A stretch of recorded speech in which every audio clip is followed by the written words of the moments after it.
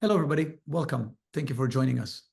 This is our Public Health Conversation Starter. It's a series of discussions we have with thinkers who provide a critical perspective on the work of public health. Today, I have the privilege of welcoming Jeanne Ayers. She serves as Executive Director of Healthy Democracy, Healthy People, a coalition of 11 public health organizations committed to advancing health and racial equity by strengthening civic and voter participation and ensuring access to the ballot for all eligible voters. Before establishing this coalition in August 2020, Jeanne held leadership roles in state governmental public health for over 9 years. She served as the Wisconsin State Health Officer and Assistant Commissioner and Chief Health Equity Strategist for the Minnesota Department of Health. Today's conversation seems particularly relevant because we are having it in the lead up to the 2024 federal election in the US. We're going to be talking about voting, how complicated the simple goal of ensuring everyone has a say and a vote can be. I've long felt that voting is one of the most important steps we can take for health, reflecting the centrality of politics to building a healthier world. I'm really delighted to be speaking with Jeanne today about how we can engage with politics and voting to create such a world. Jeanne, welcome. Thank you for joining us. Thank you for inviting me. Tell us a little bit about your background. Tell us a little bit about how you came to be doing the work you're doing. Well, actually, I had a very early introduction to democracy and civic health. I didn't know that was what it was when it was happening, but I am fourth generation farmer in central Minnesota. And when I was growing up, there was just a constant conversation going on with our neighbors and the community at large, organizing and addressing our various issues and problems. And it had been going on for a century already. So we, as a community, had to figure everything out. You know, we had to decide if we were going to bus kids into town to school. If we were going to, we came together to create a grain co-op to address the grain markets and the railroads sort of gouging of farmers in grain marketing. We came together to decide to electrify, to create a co-op for electrification for the countryside. And one of my favorite examples is following the Dust Bowl, and I wasn't alive then, but the story was still there. Following the Dust Bowl, there's a spectacular example of how government and people work together and how the government can work and be a vehicle for people. And the local people organized to the state and federal level and got the federal government to invest in tree farms. The state then invested in they got the opportunity in the state, and this is in Minnesota. The state then created tree farms. And then the county government, people came together through the county and purchased equipment to plant trees. And then farmers came together and used the county's equipment to go from farm to farm to farm to plant trees, to build windrows, to stop the blowing of the soil and the dirt. And on top of that, there were investments in the university systems and agricultural education. And it's just, I think, a beautiful example of what civic health can look like on the ground. And I had that experience, and that brought me into public health, because actually the mission of public health, what we do collectively to assure the conditions in which all people can be healthy, has continued to draw me and inspire me for many years. But after about 20 years in the field, I got, it was so clear we needed to work on health and health equity, that we knew that not everyone was benefiting from conditions, but we didn't have public health didn't have a strategy for building power. And I spent time, this is now 20 years that I've been doing this, trying to understand how we strategically build our collective power to assure the conditions for health. And that's actually, I got involved then with faith-based organizing, because they're clear about building power, and there was a lot to learn in that field. And with those community partners on how we could meet our mission together. So that's actually how I got into the leadership roles in public health. Those positions I had were political appointments. That might be the best answer I've ever heard about the path to public health and the work you're doing. That's really interesting. I have many questions. Let me jump ahead to a question about power, because you talked about power. So, I think in public health, sometimes we're uncomfortable talking about power, but power is at the heart of what we do. It's at the heart of politics. And I've written about, others have written, I think it's essential to building a healthier world. Can you talk a little bit about how we can build political power to support the goals of public health? Yeah, I think about this a lot. First of all, we have to recognize that we need to do it. And that is actually a part of our mission, our call. You cannot achieve that, how we do things collectively, without building power. So that's one.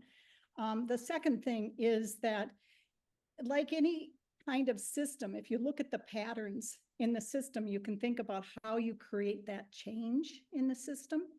And the community organizers understood that to organize power, you needed to organize people and organizations, and you needed to organize resources and policies. And you need to organize data and narrative and story. And those three practices actually have been shown to change the pattern and to build power. And so it's been the focus of my work for the last 15, 20 years, and is the central set of practices we use with healthy democracy, healthy people. Oh, that's really interesting.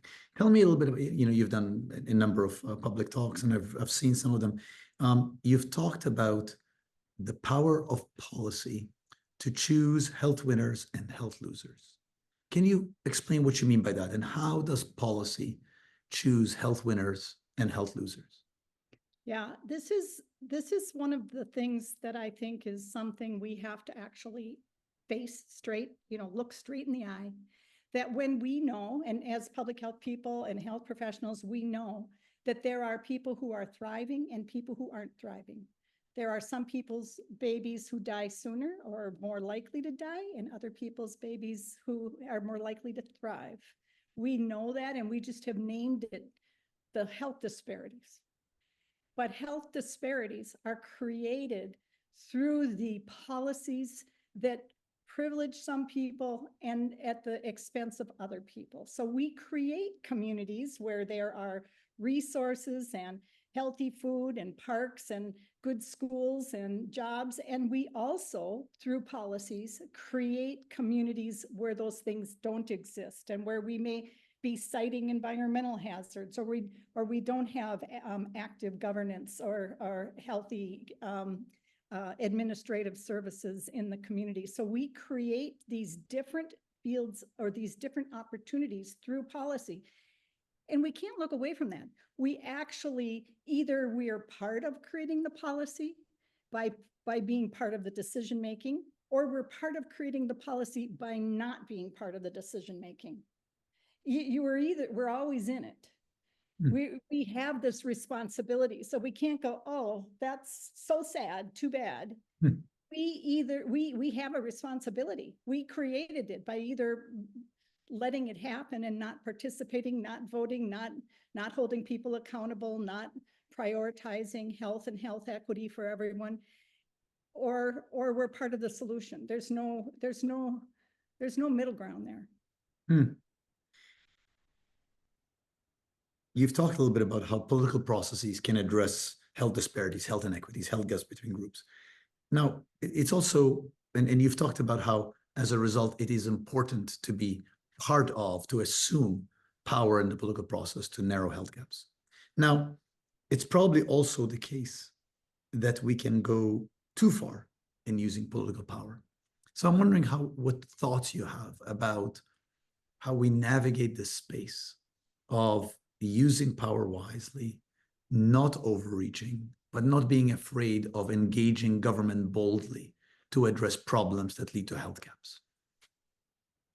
It would help me if you could give me an example of a situation where somebody has maybe used power. I think the quintessential example would be using legislative or political power to insist on treatments that people don't want. Like that would be the quintessential example, which, you know, historically has been around infectious diseases. So that has occasioned tremendous political argument. And one can argue that those political arguments chip away at the confidence in public health as being a wielder of power for common good. So I'm just wondering whether you've encountered that and how you, given what you do, engages power and politics so much. I was wondering if you've engaged that question.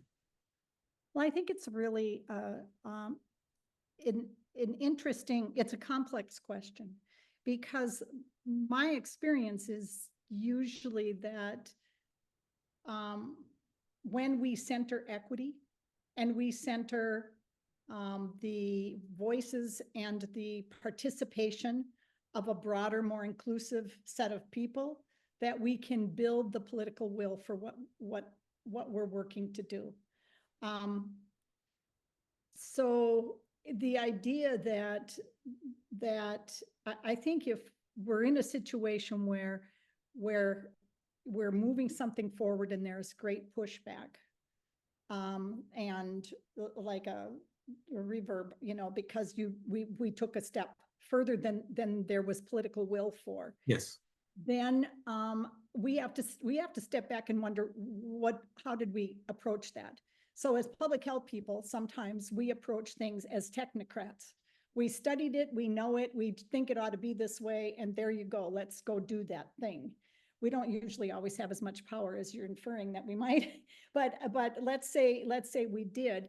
If we didn't do it in concert with the people who are most impacted, and we didn't spend time, I'm saying didn't, but we should be spending time building the shared understanding, unpacking the shared values that we're leading with, and being transparent about that. But if you just lead with a thing and you haven't done that work, then that is a way of ending up with pushback. Now, I want to say one more thing about this, though, because when you used the word overreach, my experience with people using that word is usually people who don't want us to make progress,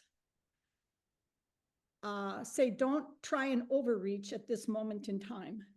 Don't promote that policy. Don't do this thing. Don't do that thing. Even though you may have the expectation from your community partners that you move forward, but if you are in a position in that interface between policymakers and community will, and you're the filter that's trying to stop overreach, I think you have to examine that too. Because that's been more of my experience, is people are asking us not to do the thing that we know will create better health, or not to even talk about it or propose it because we shouldn't have overreach. And that's been more common experience for me. That's such an interesting answer. It's such an excellent answer. And I think you're teasing apart the technocratic approach from ensuring a shared value base is terrific. It really makes me think. So thank you for the answer. Let me flip to the present for a second, because as I said in the introduction, we're talking in the run-up to the 2024 federal election. Talk a little bit from your perspective of the stakes for health in this election. Well, the stakes are quite high. Actually, the stakes are always high in every election. Because every election sets the stage for the next thing and the next thing. So I don't want to overemphasize one moment in time or one kind of election, because our local and state elections are also have a very big impact on our health. But at this moment in time, there has been real significant pushback and insults on democracy, on inclusion. We had in 2020, we began this coalition in 2020 because we wanted to be sure the public health community showed up, encouraging people to vote, in making a plan to vote safely, And it was spectacular in that we had the highest turnout across every single demographic in the country. You know, not one group or another group, everybody turned out at a higher level. And if you remember, we didn't have all the personal protective equipment. We didn't have vaccines. People had been isolated in their homes. And it felt like there was a couple of things that happened. One is we could take some collective action. We could do something together, and we had been isolated. So that was a positive. And the second thing is there was more communication about the ways that you can vote than there had ever been. And so suddenly people went, oh, you mean I could get an absentee ballot, or I could do this, or I could do that. And people were making voting plans and becoming more aware of the vehicles and the ways that they could vote. And we had this historic turnout. And when we should have been celebrating that, and we should have been celebrating that we didn't have any COVID outbreaks related to it, we actually got this tremendous pushback around a narrative that was amplified around voter fraud and questions about election security. And all of that is what you might call, organizing the narrative, the story, which then leads to policy changes. And those policy changes in the wake of the 2020 election, something like 28 states now have new rules for voting that are harder than they were in 2020. So people don't even know. People don't even know that in some states they've been throwing off the polls. They aren't registered anymore. I think 1 million people were taken off the registration polls in Texas. You have changed rules, changed dates. But before 2020, who knew that there was only one potential drop box in Harris County, Texas? Nobody knew that. I didn't know that. Everybody sort of assumed that voting happened the way voting happened in their own community. And so we elevated this appreciation for the relationship to the policies. And at the same time, there has been this significant effort to decrease voter participation. Not everywhere, but there has been a concerted effort. And so much is at stake. And because a democracy is only what you make it. And we already in the United States did not have a healthy democracy. We'd already fallen down to the next level of not good. I can't remember what they call it. But, we are on the top. We aren't in the top. We're like number 23. And, so if we're going to have a healthy democracy that's inclusive and representative, which I believe is critical in population health, then it's very important to participate. You can't have a healthy democracy with 46% turnout or 48% turnout like we had in 2022. I really appreciate one of the first things you said in this answer, which is it's not just about this election. It's because one election leads to another, leads to another. And I think that takes this conversation, which is at a moment in time, obviously, and situates us along a continuum of why these things matter. Can you comment about your organization, Healthy Democracy, Healthy People, and how are you working to advance a health and racial equity agenda? Well, what we have been doing is we use those 3 practices. First, we organized ourselves in and that's 11 national public health organizations. That's 17 or 1,800 institutions, including schools of public health. And then another 50,000 individual members like the American Public Health Association and ACPM and SOFI, those groups. And so when you consider, we are working to do some things collectively. So that's one. So we're organizing ourselves. We then also strengthened our relationships with other groups that are working on election integrity and election human rights and election opportunities, and also with groups like Vote ER and the Civic Health Alliance, who are working to engage the health sector more directly, which we're partnering on that type of an initiative. So, and I can talk a little bit more about what we're doing right now in 2024 to do that. But as background, even before that, the other thing that we did is at the end of 2020, when this dominant story started to come out about election fraud, we thought, wait a minute. When we look at the international data, when we look at the historical data, we know that we're healthier when the electorate is more engaged and when we've expanded the electorate. We've seen that, and we were sharing that kind of data. But we felt we had a role, especially in public health, because it's part of our role to tell the truth about what creates health. And so we did an analysis called the Health and Democracy Index, which looked at the ease or difficulty of voting, so the policy environment across all 50 states, and in 12 public health outcomes that we always use for population health, overall health, infant mortality, 12 population health outcomes. And we analyzed all 50 states, putting those two into one analysis. And what was really clear was wherever it was more inclusive, we were healthier. And wherever it is harder to vote, we are not as healthy. And so we came out with that in 2021, and you can search it by every public health metric and all of the different policies in the different states.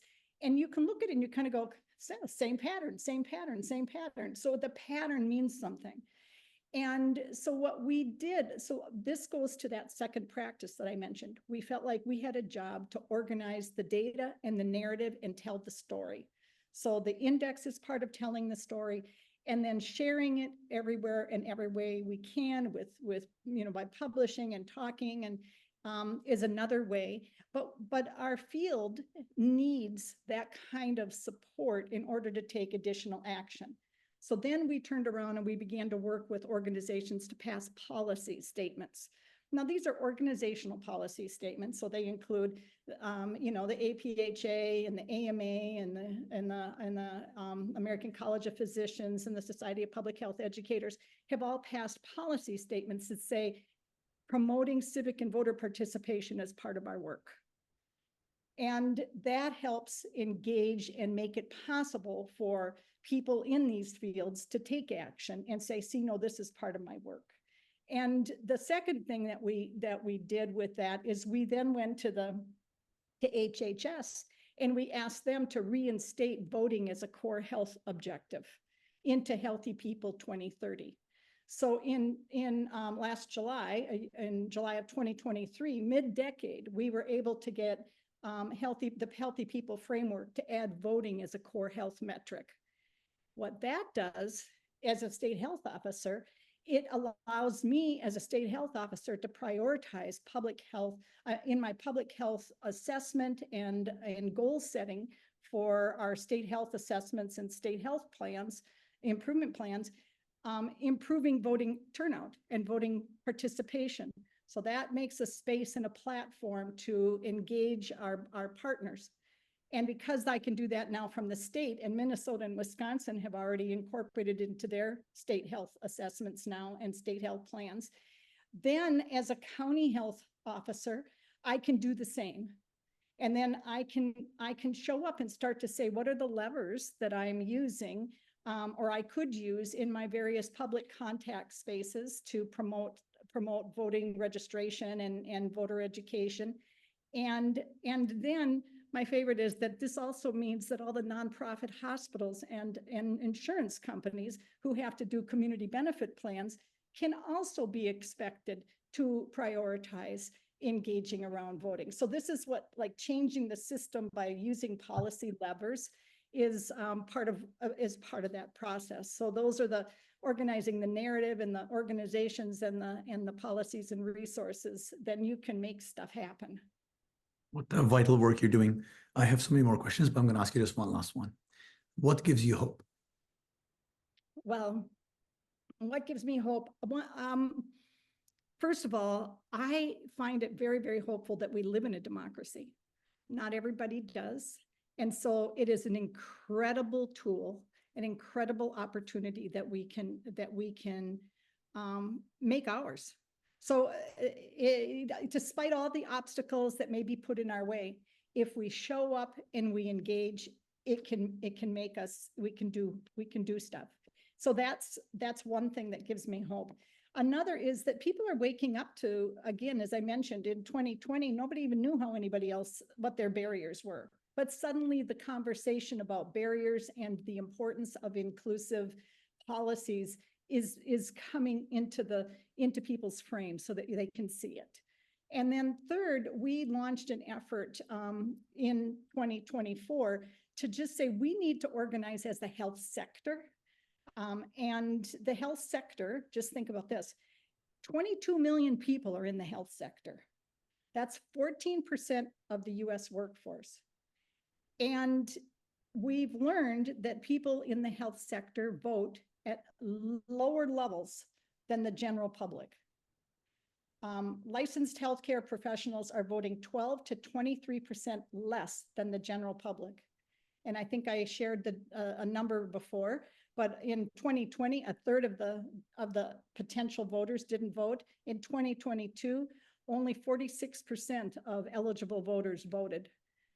So that means that somewhere between 8 and 11 million people who work in the health sector aren't voting. So we've been inviting health institutions to encourage their employees and their workers and their members to vote. Simple, just do that. And so some parts of me are pretty excited about the idea of the health sector actually exercising muscle as a collective at some point, as we go forward. So those are some things that give me hope. Jeanne, knowing that you are doing the work you're doing, people like you are doing the work you're doing is what gives me hope. Thank you. Thank you for the work you're doing, and thank you for joining us for this conversation. I enjoyed it and I learned from you. Thank you. Thank you. Thank you. Bye-bye.